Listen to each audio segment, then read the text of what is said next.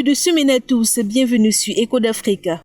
République démocratique du Congo en tête de cette édition, reprise ce lundi 25 mai du procès de Vital Kamerhe et ses co-accusés à Kinshasa.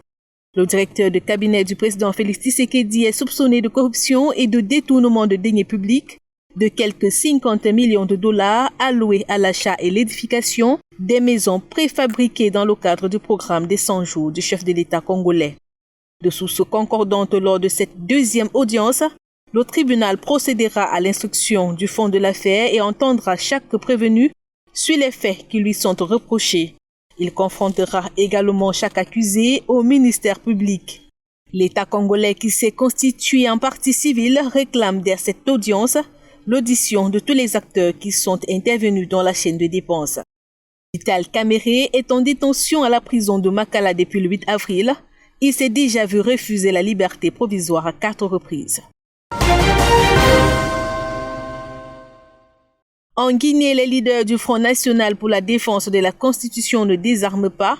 Après plusieurs semaines de trêve en raison de la pandémie de coronavirus, ils ont annoncé la reprise des manifestations à travers le pays après la fin du mois de Ramadan pour exiger la libération de tous les opposants arrêtés et détenus.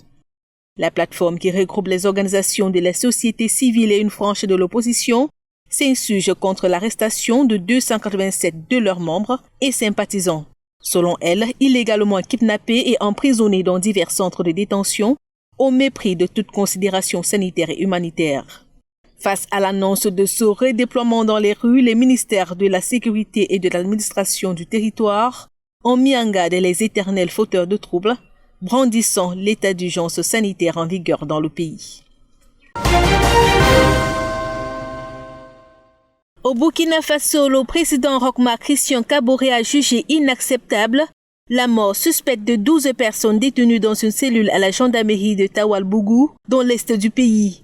Dans une déclaration faite à l'issue d'une session du Conseil supérieur de la défense nationale, il a indiqué avoir instruit une enquête judiciaire administrative promettant des décisions sans état d'âme à l'issue des enquêtes. En rappel, 25 personnes avaient été interpellées dans la nuit du 11 au 12 mai dernier par les forces de défense et de sécurité à Tawaboulg pour suspicion de faits de terrorisme. Dès le lendemain, le procureur de Fada, Gouma, annonçait la mort dans la nuit de 12 parmi elles, ce qui avait suscité de vives émotions dans le pays. Des organisations de la société civile et des ONG de défense des droits humains ont dénoncé des exécutions extrajudiciaires, notant que ces personnes étaient en fait des civils pris dans une rafle. Et puis, la Centrafrique a enregistré ce week-end son premier décès lié au coronavirus. L'annonce a été faite par le ministère de la Santé qui a avancé un bilan de 552 cas positifs recensés dans le pays et 18 guérisons. Préoccupés par l'évolution galopante de la maladie, les autorités sanitaires ont engagé des tests massifs avec à la clé près de 12 000 personnes déjà dépistées. Pour enrayer cette pandémie, tout comme d'autres pays, la Centrafrique a édicté la fermeture des frontières terrestres et aériennes, la fermeture des bars, discothèques et limité les rassemblements. À ce jour, plusieurs partenaires étrangers ont apporté leur soutien au pays dans la lutte contre le coronavirus.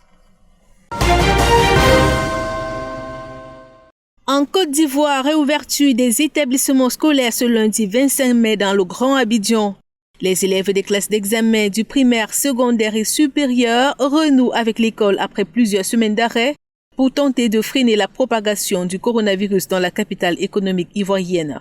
À la veille de cette reprise, les autorités ont procédé à la désinfection des lieux et l'installation du nécessaire pour l'hygiène des mains dans l'enceinte des établissements.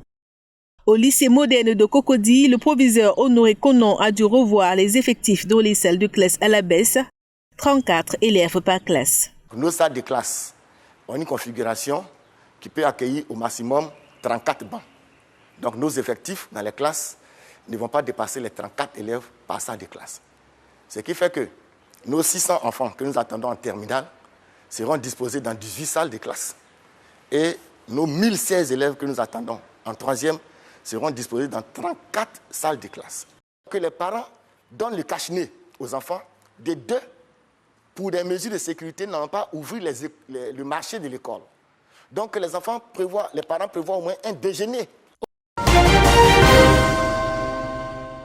Pendant ce temps, à Yamoussoukro, capitale politique ivoirienne, les syndicats d'enseignants ont appelé à une grève de 2 semaines dans toutes les écoles de la ville.